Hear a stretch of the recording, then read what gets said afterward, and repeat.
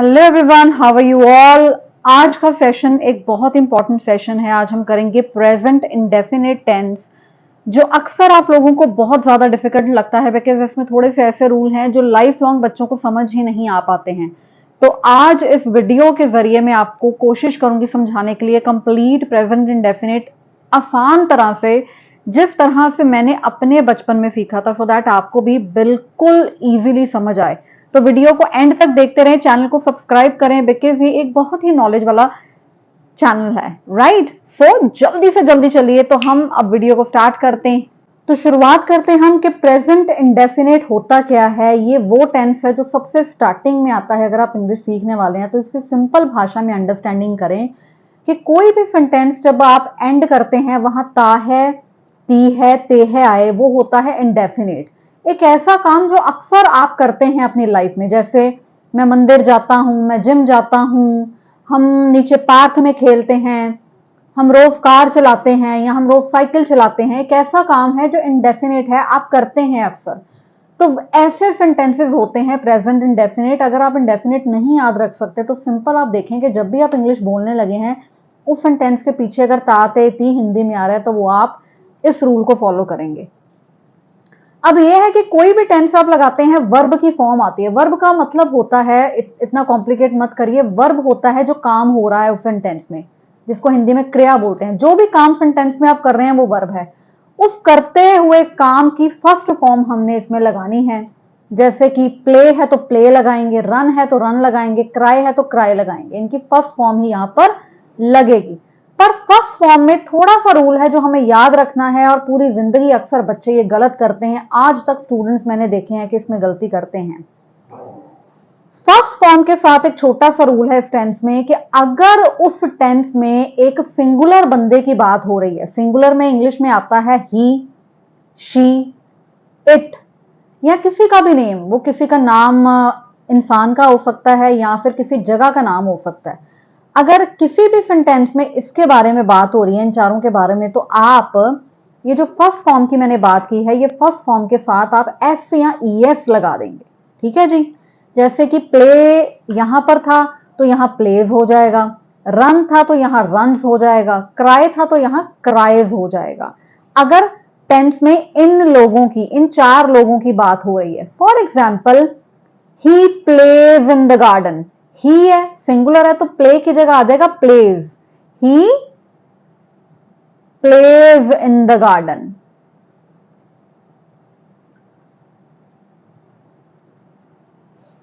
आई hope आपको ये पता चल गया कि इन चार सिंगुलर में हम प्लेज लगा देंगे। प्लेस एस या एस लगाएंगे किसके साथ, जो टेंस में काम हो रहा है, वर्ब के साथ। ठीक है जी।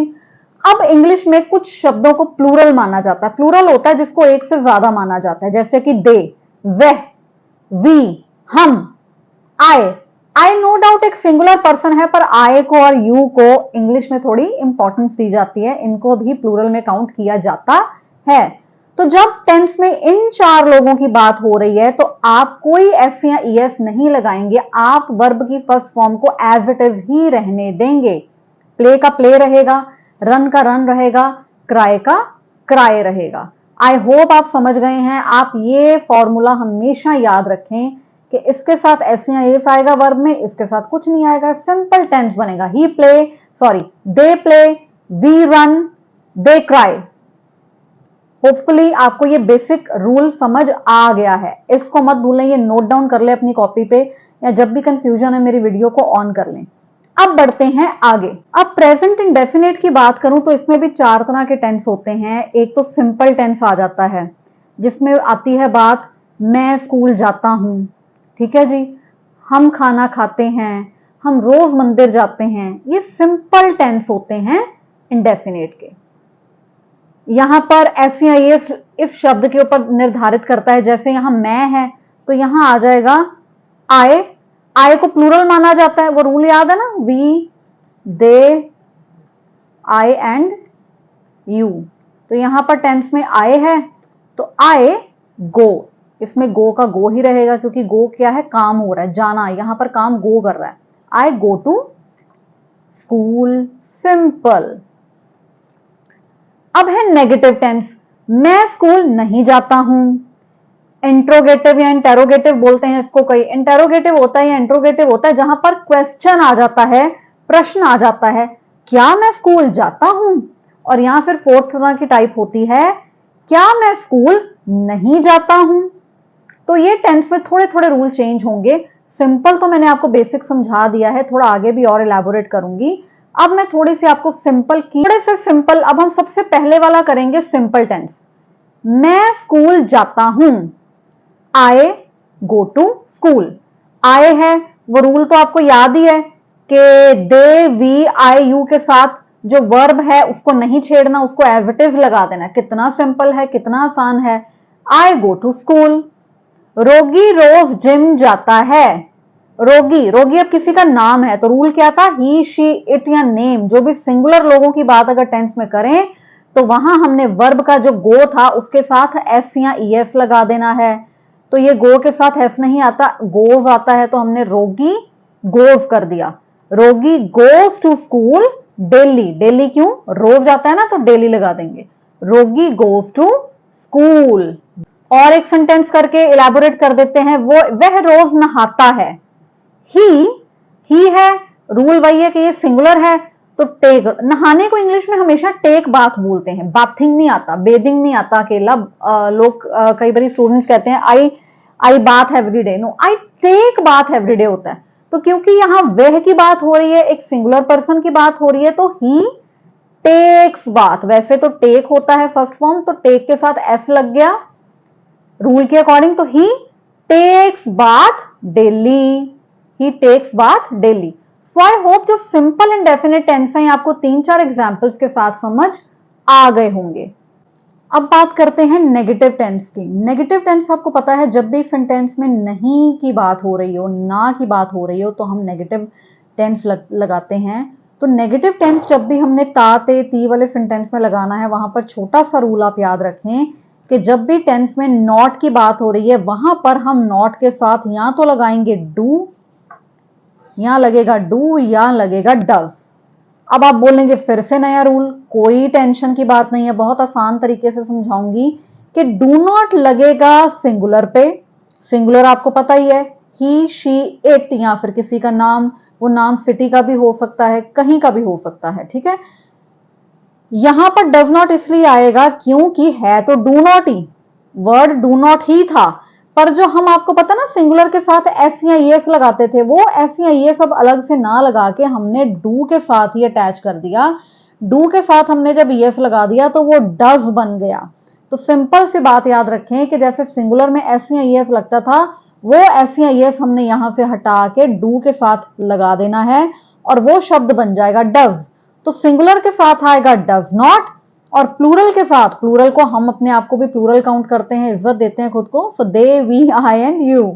प्लूरल के साथ डू नॉट, सिंगुलर के साथ डज नॉट। आई होप ये फंडामेंटल आपको क्लियर है कि डज और डू लगाना कहाँ है, हमें याद ही नहीं रहता, तो मैंने सिंप्लीफाई कर दिया कि ये एस या एस उठा के डू के साथ लगा दो और डू को बना दो डज। सिंगुलर के साथ डज, प्लूरल के साथ डू। आप कुछ नेगेटिव टेंसेस को कराने की कोशिश करती हूँ और आपको समझाने की कोशिश करती हूँ। तो पहला टेंस है, रवि पिज्जा नहीं खाता है। कई बच्चे पिज्जा या बर्गर नहीं खाते हैं, तो हम उसको अगर इंग्लिश में बोलेंगे रवि। अब रवि क्या है, नाम है, नाम है किसी का, तो नाम सिंगुलर के साथ क्या लगना है, डज नॉट। सो नॉट के साथ क्या लगा दिया, does. Ravi does not eat, ये है वर्ब, काम क्या हो रहा है सेंटेंस में, खाना। ईट का ईट ही आ जाएगा, और यहां पर एस या एस हमने डू के साथ लगा के इसको बना दिया डज।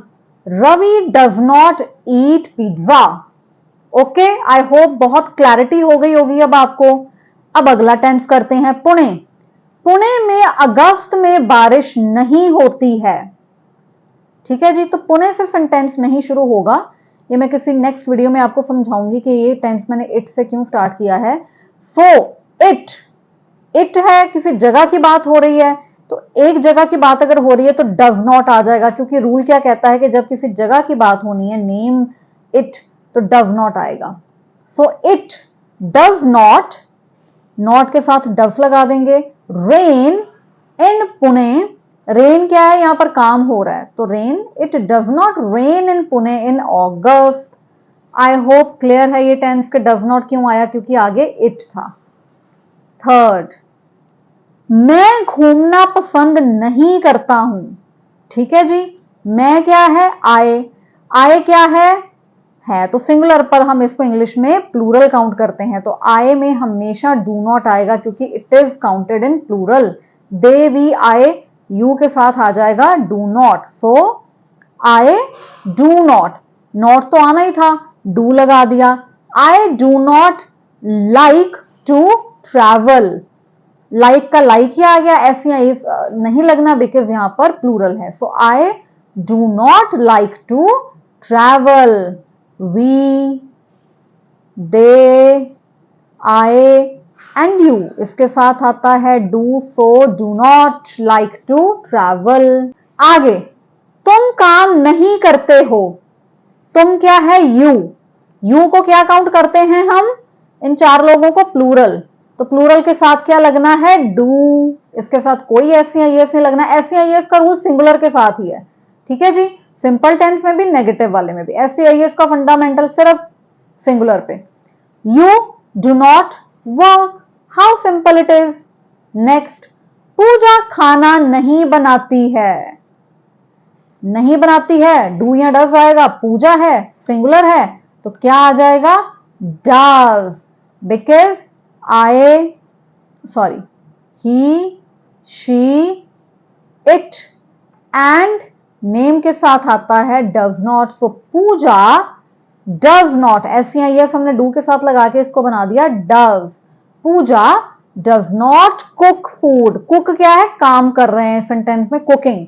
सो कुक का कुक आ जाएगा, फर्स्ट फॉर्म लगनी है, सो डज नॉट यहां आ जाएगा। पूजा डज नॉट कुक फूड। कितना आसान है भाई, कितना आसान है। आई होप मैं बहुत आसान भाषा में आपको समझा पा रही हूं। अब आती है इंट्रोगेटिव, इंटेरोगेटिव टेंसेस की बारी, जिसमें क्या आता है टेंस की स्टार्टिंग में। तो जब भी आपका टेंस क्या से शुरू होगा तो जो हमने डू और डज टेंस के अंदर लगाया था वो डू और डज को हम बिल्कुल स्टार्टिंग ऑफ द टेंस में ले आएंगे। अब चलिए एग्जाम्पल करते हैं और समझते हैं ये कॉन्सेप्ट। क्या वाले इंडेफिनिट टेंसेस होते हैं जहां पर हम क्वेश्चन मार्क पूछते हैं, क्या क्या क्या ये है, क्या वो है। मुझे लगता है कि इंडेफिनेट से आसान इंग्लिश में टेंस ही कोई नहीं है, बिकॉज अगर एक बार ये रूल अंडरस्टैंड हो जाए तो कभी भी मुश्किल नहीं आती। और मैं आपको सीरियसली बोल रही हूँ कि इंग्लिश में इंडेफिनेट टेंस की इस्तेमाल बहुत ज्यादा होती है, इसलिए ये टेंस को घबरा के मत करें।